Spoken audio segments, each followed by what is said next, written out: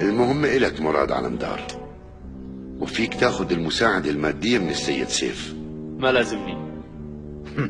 حتى أنك ما سألت بأي سجن هو. ما بيهمني بأي سجن، المهم كيف بدي طلعه. أعطيتوه خبر إنه في حدا رح يهربه؟ في قوة وحدة بتقدر تطالعه من هنيك، ما رح يهتم لهالشي. معناتها ما في مشكلة. حابب أعرف كيف بتثق بنفسك هيك؟ مجرد فضول، ما له علاقة بالشغل. أنا ما عندي شيء أخسره. كنت قول نفس هالحكي لما كنت بعمرك، وخسرته لابني. معناتها لهلا ما عندكم شيء تخسروه. بس أنا عندي أمل إنه رح يرجع. مفقود؟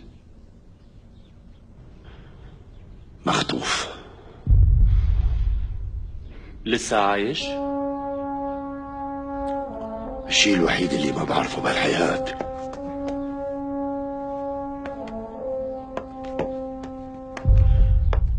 وقبل ما ألفظ أنفاسي الأخيرة رح أعرف وينه. إذا كان ابنكم بيشبهكم فأنا متأكد إنه عايش، ورح تصير شي صدفة بهالحياة ويوقف قدامك.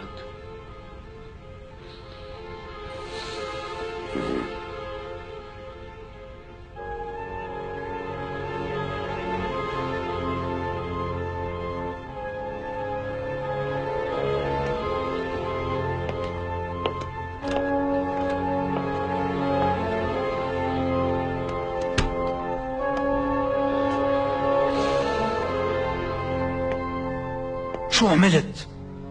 حكيت له كل شيء؟ لا، مو كل شيء يا سيف.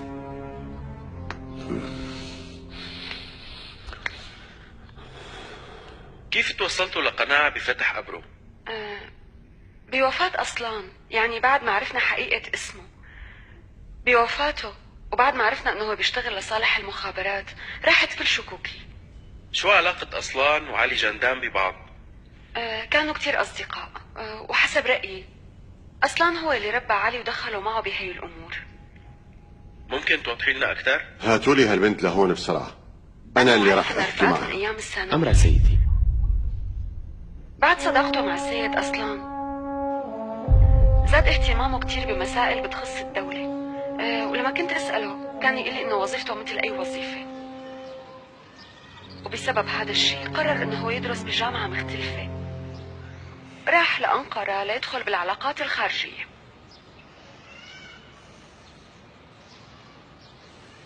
يعني قصدك تقولي إنه أصلان هو اللي دخله بالخارجية؟ كانت علامات علي كتير ممتازة. بالحقيقة أنا لما فكرت استنتجت هذا الشيء هلأ، يعني إنه يخفي عمله الأصلي بهالطريقة كانت فكرة ممتازة وذكية. طيب ما لقيتي أي أثر لخطيبك؟ بالقبر ولا برا القبر؟ يعني إنه عايش ولا لسه ما مات؟ بالطبع لا، بس يعني بصراحة أنا ما عم دور إذا كان علي عايش وبس. بالنسبة إلي السؤال، وهو السؤال الأهم، إني أقدر أعرف مين هو علي عن جد. عجبك هالبهدلة؟ شو عم بتساوي؟ شو عم تحكي؟ شو عم تحكي؟ كيف ما كان الرجال مع الدولة هي بدها تفضحه. حكمت، إذا كان عايش وشاف هالشي رح يجي. إيه؟ لكن أنت خليك هون، وإذا إجا خبرني.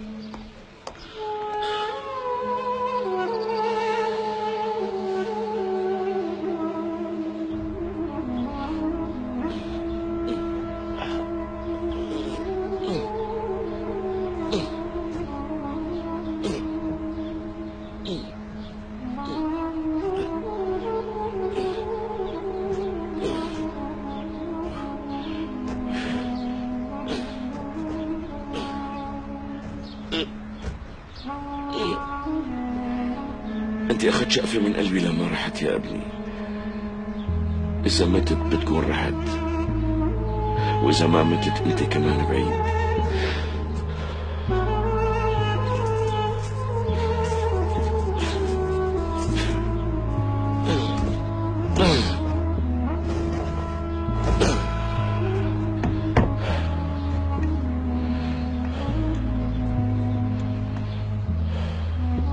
بعرف وين بدي احط هالشهادة، لأنه اسمك انحفر عليها. وفي كتير شغلات رح تروح وما رح تبقى بنوب.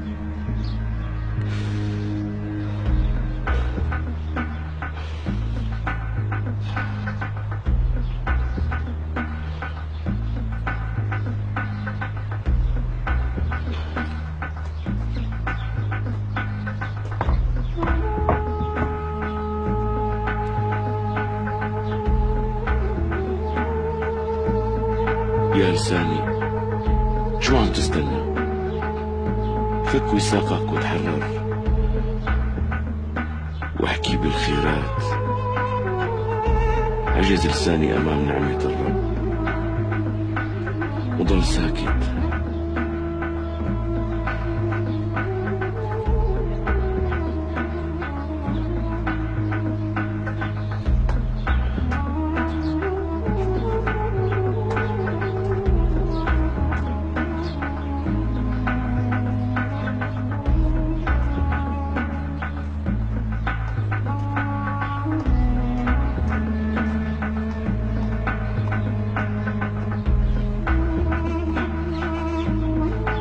ما فيني احكي بذنبي، رح اتركه المدفون الداخلي، وما حدا بيعرف فيه غير انا والله عز وجل.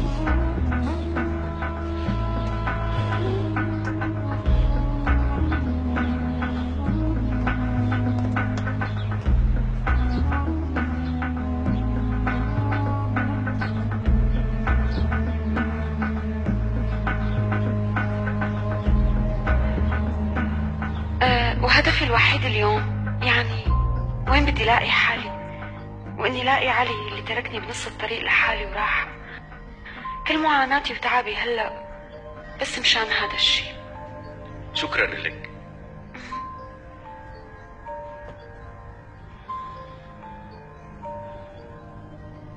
علي هون يا رهف.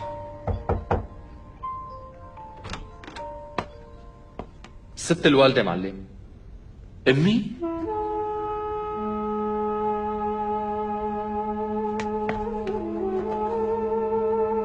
انت بدك تقتلي علي؟ شبك حكمت، شو هذا الحكي؟ رهاف، انت ما سمعتي شو حكيتي. مو بالقبر لانه بمهمة. انت قلتي على التلفزيون انه علي جاندان بعده عايش. انا حكيت هذا الشيء بس مشان يرجع علي. رهف، نحن ما حضرنا جثته، ما بكفي. ما بكفي حكمت. انا تعذبت من هاي الكذبة، هالشي من حقه؟ واذا علي بده يموت لاني قلت الحقيقة يموت، بموته انا عم موت كل يوم. كنت انزعج منه بس اليوم بساوي هالشي لو كنت مكانه. على فكرة معه حق لانه ما خبرك.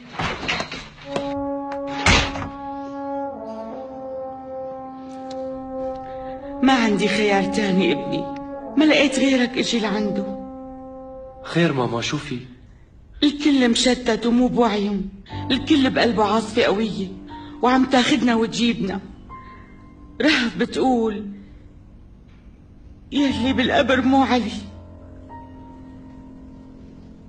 ايه سمعت. وكلياتهم مزعوجين من علي، بس أنا مو مزعوجة منه.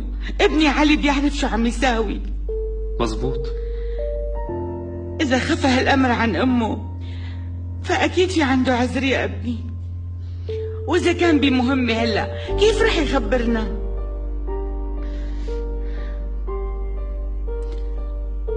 قلب أمه حابب إنه يشوفه بالنهاية، وأنا متأكد إنه رح يرجع.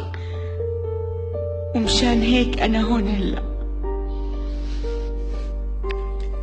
آخر أمنياتي قبل ما أسلم روحي لواهبها، شوف وش ابني لآخر مرة بحياتي.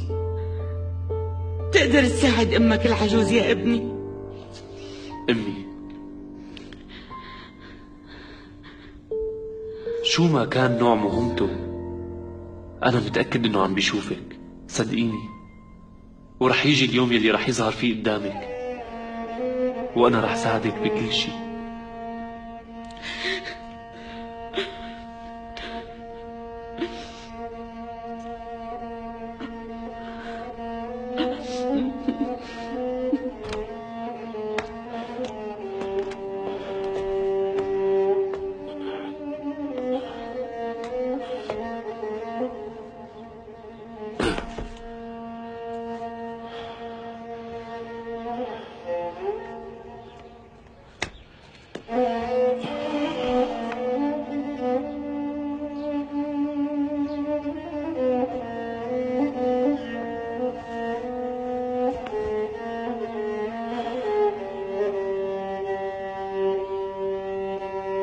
محمول شهادتك بإيدك، لأنه ما عاد عندي حيل أحملها. وفراقك يا ابني أتقل من شهادة أبرك.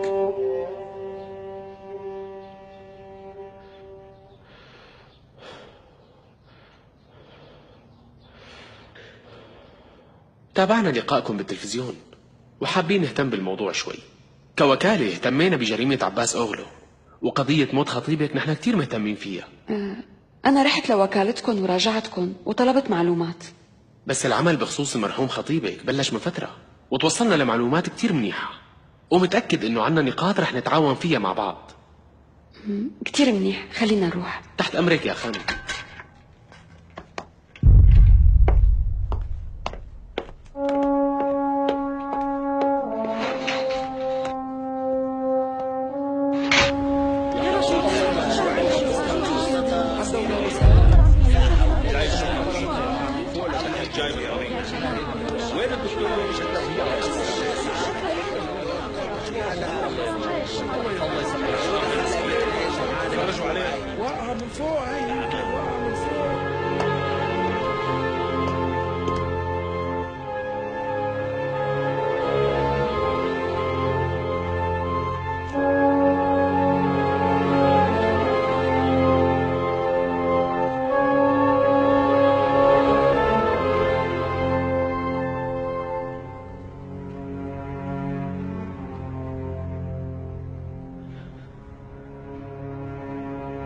الوطن هو الذاكرة والعلم هو الجدود. يا ترى دمعة وحدة ولا شوية تراب؟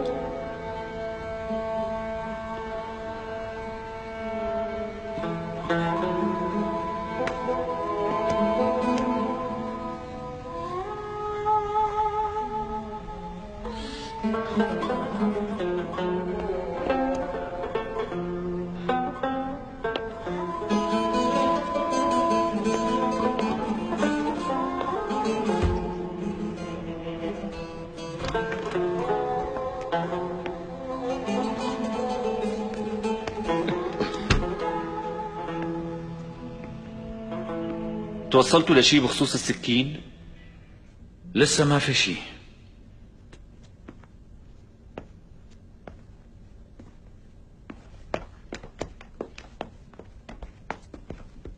أنا بتوقع بمكان، بس ماني متأكد بالضبط، هيك بتوقع.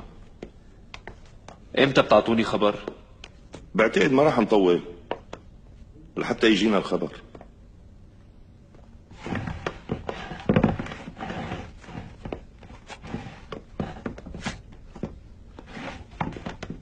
عنا شغل مهم. خليل إبراهيم كابار. خاله؟ خال وين هذا خاله؟ وين راح يكون؟ أكيد بالسجن. خير إن شاء الله. بدنا نطلعه. من وين؟ من السجن طبعا. معلم، نحن متورطين مع الدولة شي. إذا كان هذا الشغل للدولة فنحن متورطين. بدل خسرف آغا؟ ايه بالضبط. انت والخال بتتابعوا لي هالموضوع منيح. لك شو رح نتابع يا ابني؟ مكان الرجال معروف وامكانياتنا معروفة، ما في امل. خال، الامل موجود ورح نساويها.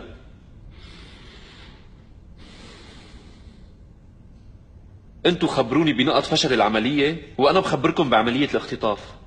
ومين رح يتصل بخليل إبراهيم؟ الخال، بس مو هلأ. ساوي اللي قلتلكن عليه. كيف رح ناخد السكين معلم؟ هالشي مستحيل. معاهم رشاشات، ما انهم مبتدئين مثلنا، هدول جماعة محترفين. بس في نقطة ضعف لكل محترف عبد الحي، لازم نعرف وين متخبيين. لو انه رجلي ما عم توجعني. عبد الحي، فك له جبار رجله، التحمت عظامه وصارت حديد. الله يكتر خيرك معلم مراد، لو الامر لخالي كان جبرني من فوق لتحت.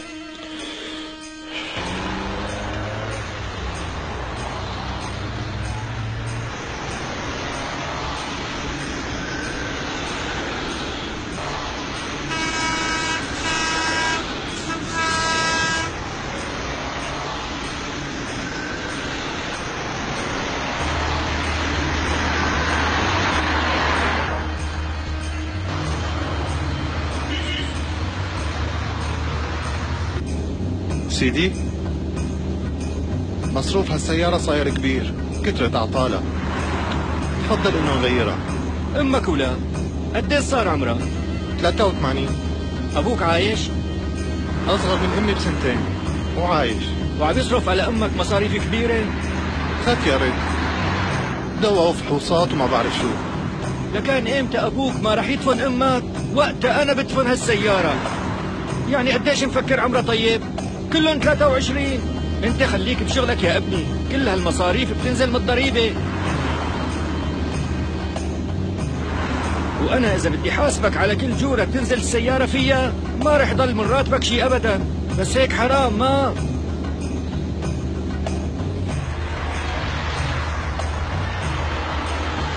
آغا عملية خليل مو ناجحة. فكر ما بعرف شو بينجح وشو بيخسر. رح نسرق نديم ونأمن على حالنا. كيف ما عم يقربوا من هالرجال لهلا يا آغا؟ انت شو مفكر انه الناس جنوا مثل حكايتنا؟ اخذ المصاري منه اصعب من رح ناخد حياته ونخلص. ما بحب هالحكي وهالمزح بنوب.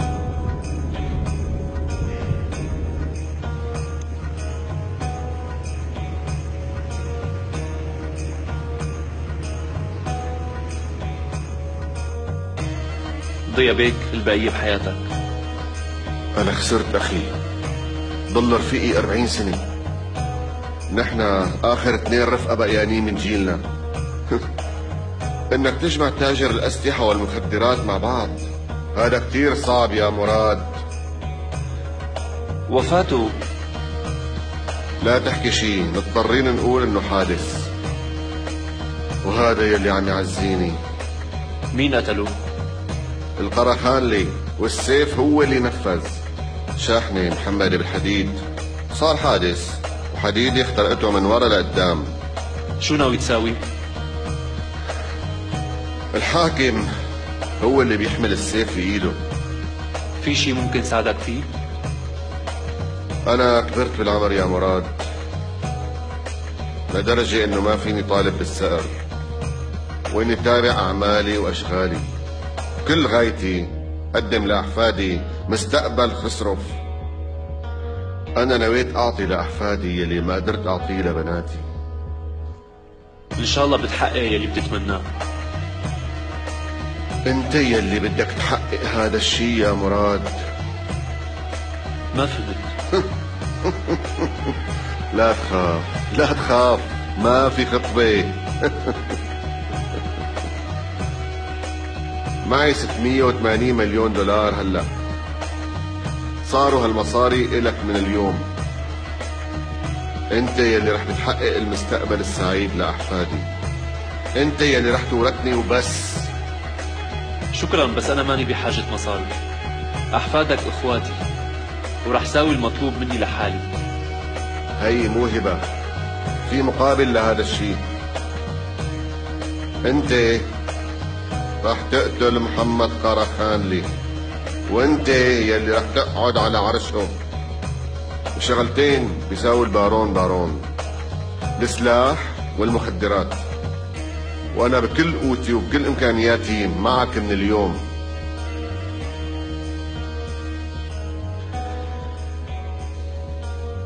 طلب مني اليوم هرب خليل ابراهيم من السجن. القرخانلي ما سهل بنوب ابدا يا مراد، وما قضى على خسرف هيك على الفاضي. ما بدي منصب البارون، بس هداك الرجال بهالمنصب ما راح بيخليك تعيش ابدا. لازم تكون الاكبر، وانت ما راح بيكون عندك خيار تاني ابدا، وما حدا راح بيستغني عنك. والقرخانلي عن شو ما بيستغني؟ واحد سيف والتاني الكرسي، واذا كان خليل ابراهيم معك رح بتكون ثالث شي. ولحتى تكون الاول بيناتهم لازم تحمل سيفك بايدك. واذا كان البارون لسه عايش وقتها ما بتحط سيفك بغمد حدا.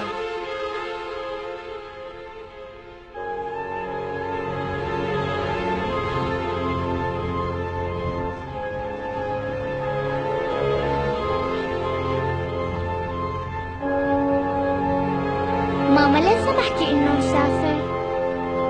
بوعدكم بس يرجع كل شيء مثل ما كان واحسن اكيد رح ترجعوا. يعني كيف بده يرجع مثل ما كان؟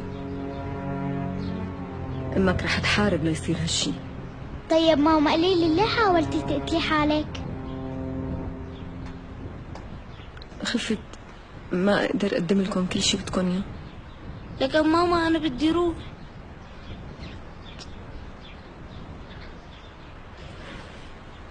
بتكملوا تعليمكم وبترجعوا. بوعدكم نكون كتير مبسوطين مع بعض.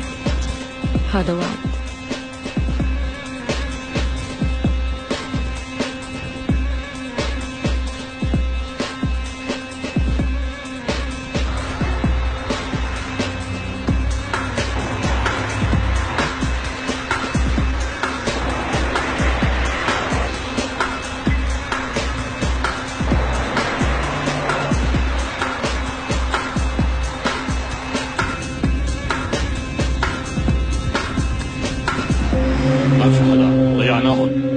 وقف خبر الثاني يلحقهم ما بدي يلاحظونا.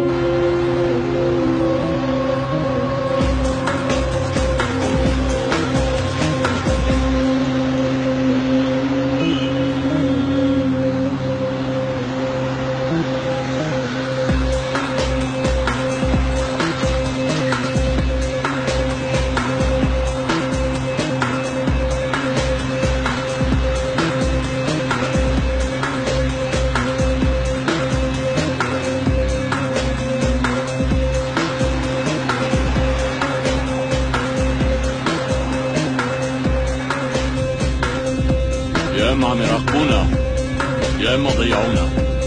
ما حدا عم بيراقبنا اغا، انا شايف كل شيء. بس ما عم تكون نفس السيارة ورانا. بعد كل منعطف في سيارة جديدة. لف.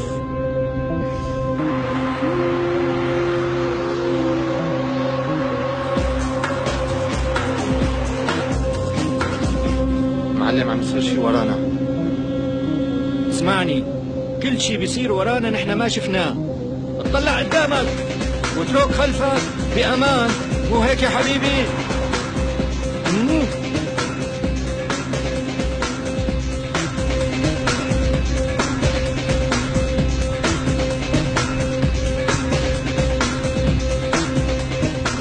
بدر ضيعونا.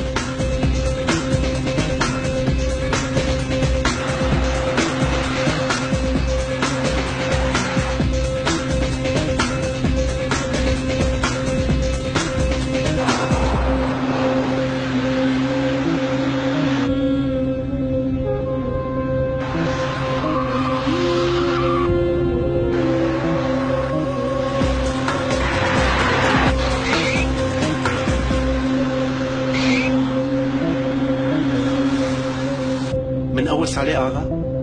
ما منقوص على حدا ما بنعرفه. ضيعوا بدر.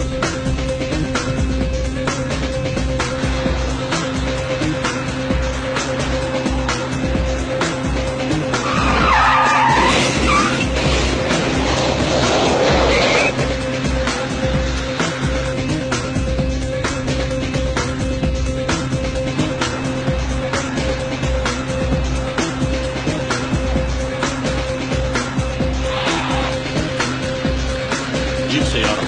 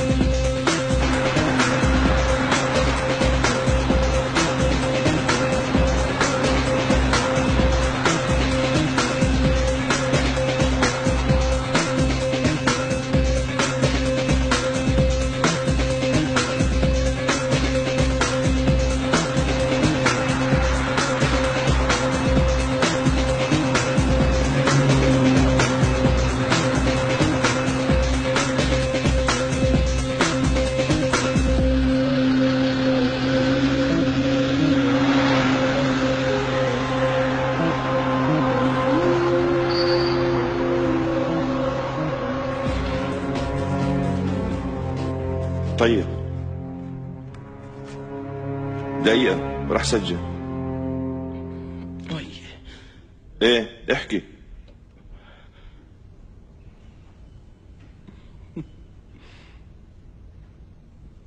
ماشي يسلموا.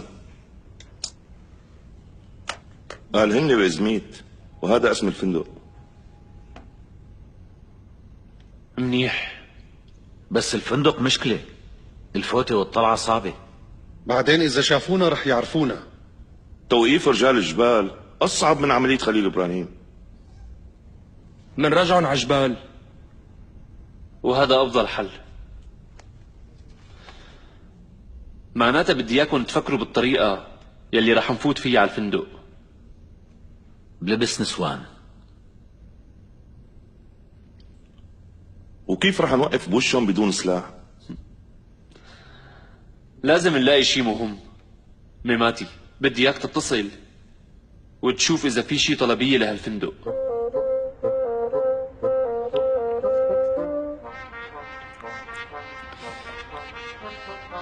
بعد هلأ رح يبقى داوود بجنبك على طول. بدكن تشلقوا الناس علينا؟ أنا بروح بهالسيارة من 30 سنة وما شفت حدا راقبني ولا حدا لحقني. لولا حمايتنا لحضرتك لانسرقت خزنتك وكنت ميت وانت على هالكرسي هاد. الله تلطف فيني. ولك تحك لك شوي لسه ما متنا. ليك من هلأ ورايح رح نرافقكم لوين ما بتروحوا، وما رح تروح لأي مكان بدون ما تخبرنا. ايه وحط لك تخت جنبي يكون بعلمكم ما بدي اي حدا جوا بيتي. مرتي بتقتلني وما حدا رح يقدر يحميني منها. ماشي حبيبي؟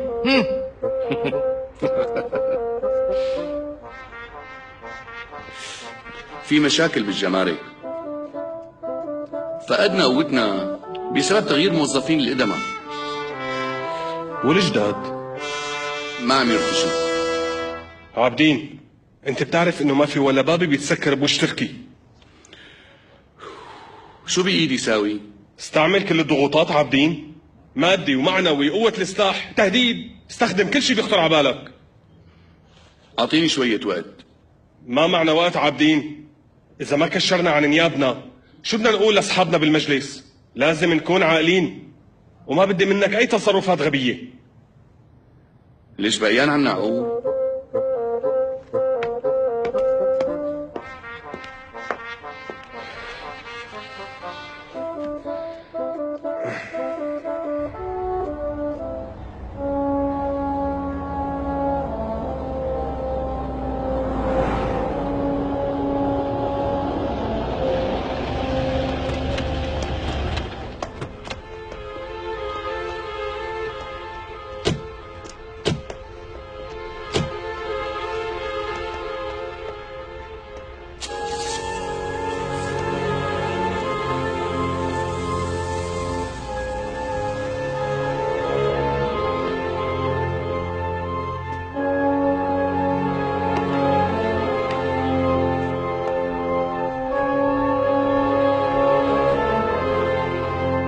ماشي،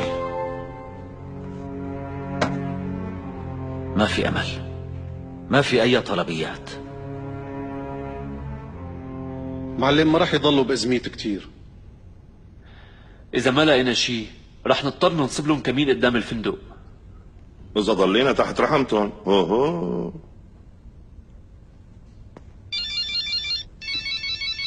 شو عمران صاير مثل عامل المقسم؟ دقيقة خال، اجاني اتصال مهم. نعم وردتي. احكي لي شو صار. خليهم يستنوا شوي. المصاري مو مهمة، صدقيني وعد مني. عمران إلا تجي، أنا لقيت الخطة. بتآمني بالمعجزات يا وردتي؟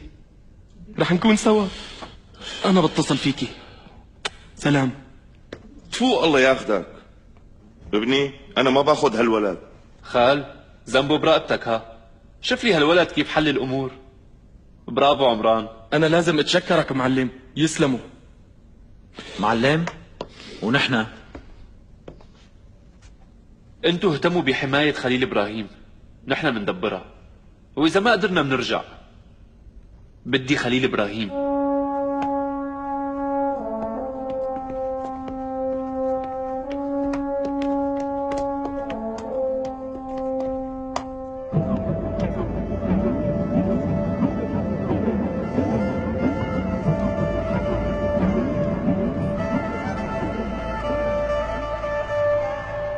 معلم كيف رح ناخد السيارة؟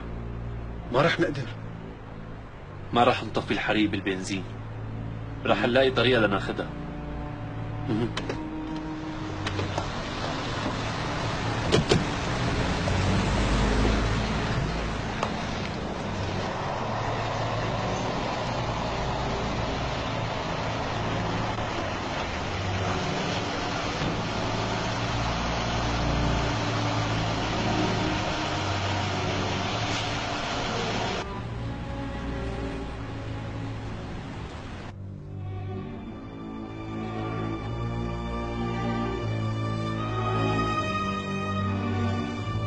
انتوا روحوا راكبوا تحت.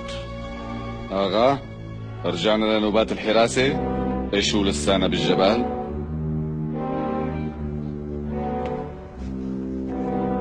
الديب ما قدر يوصلنا، وهون ما رح يقدر يوصلنا. يلا بدر، الأغا بده ينبسط وهو عم يصرفنا ليخلاله الجو.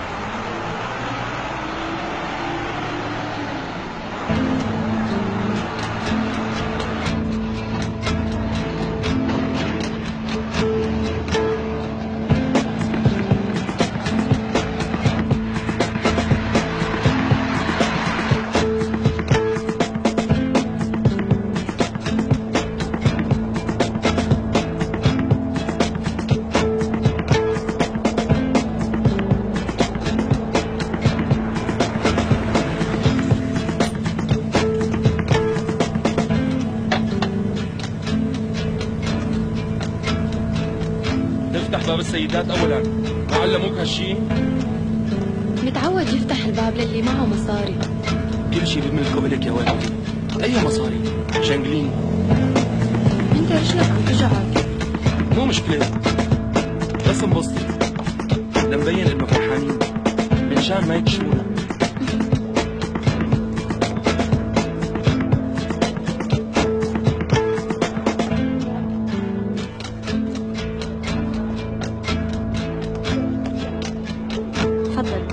تسلم ايديك، شكرا لك.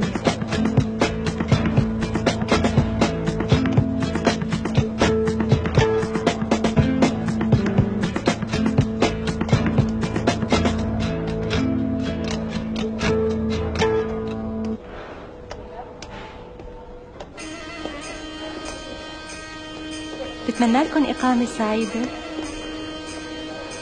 مرحبا، كيفك يا آنسة؟ بلاقي غرفة؟ طبعا أستاذ، بس مو غرفة عادية، غرفة مميزة. بس انتوا الاثنين؟ نحن عيلة كبيرة كتير، بس اجينا أول شيء أنا ومرتي. مو حبيبتي؟ جاكوزي وساونا، يلي بدك إياه رح يكون موجود عندهم هون، ورح ندفع كل شيء. في عنا غرفة على طرفكم. كتير منيح. حبيبتي اكتبي المعلومات انت، رجلي عم توجعني. بعيوني.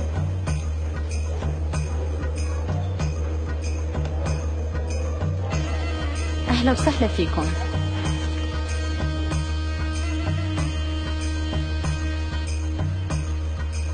يعني بعدتوا مع هديك البنت معلم؟ شكلنا رح نستنى للصبح. استنى عبد الحي، بيعرف شغله. روحي فداك يا معلم. شو عبد الحي؟ ليكون غرق؟ لا معلم، هي ما لها علاقة. ندخل عمران بالكي جي تي؟ ايه صدقني ب3 ايام بدمر الفرقة. ما حدا قدر يحل الأمور يلي حلها عمران يا عبد الحي. تفرج عليه، ما بعرف شو الأفلام يلي شافها لحتى بيعرف الأماكن، لك بيعرفها منين شبر شبر. لا معلم، ما عم يشوف أفلام، كلها صدفة. أفلام يلي عم يشوفها كلياتها كرتون، صوص بيطلع وعصفور بيطير، يعني كلها كرتون كرتون.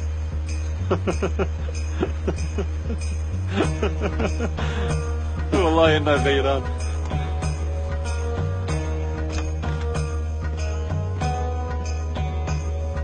هالشي اللي احنا عامله كتير خطير يا عمران. وردتي، الأعمال الخطيرة ممتعة. خلصي هالشغل، رح نجي لنقضي شهر العسل هون.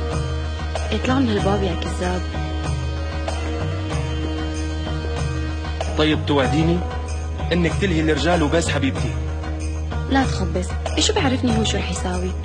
انت تقربي من هداك الرجال بغرض غير اللي فكرتي فيه انت، وصدقيني اذا صار شي بيناتكم رح احرقه واحرق حالي. ليش يا حبيبي انت بتغار؟ والله بضربك، بكفي، نحن بمهمة. انت لا تاكل هم حبيبي، لا تتأخر، رح اتحمل. طيب اعطيني بوسة.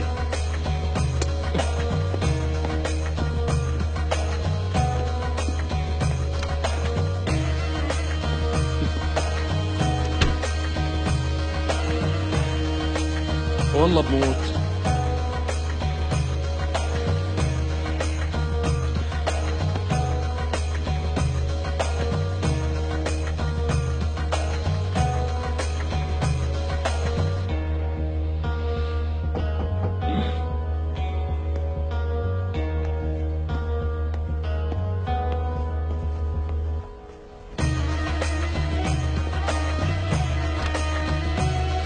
مساء الخير، أنا بعتوني من تحت.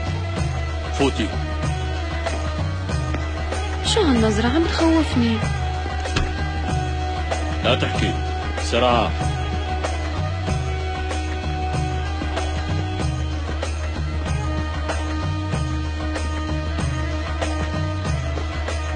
لا تستعجل، نشرب شي. في عندي شغل. لكان اشلح نظاراتك وتعال اقعد هون. ما بحب الرجال الغليظ، لأنه أنا بحر. وأنا ربان.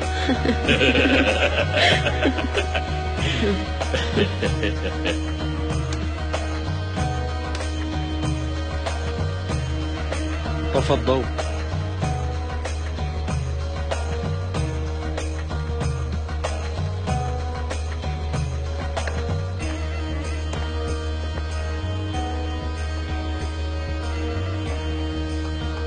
يلا عمران، يلا خلصنا بقى.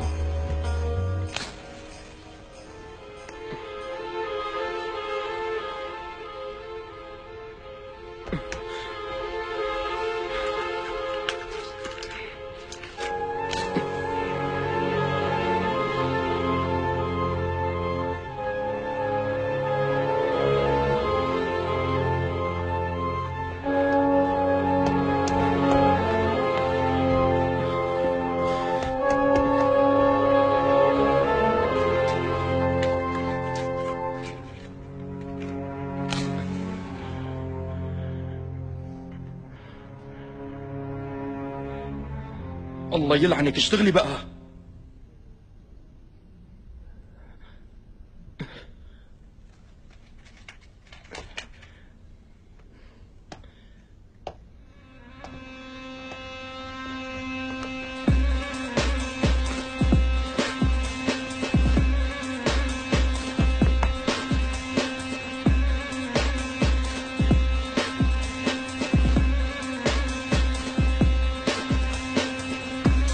يلا انت التاني رن وخلصني عاد.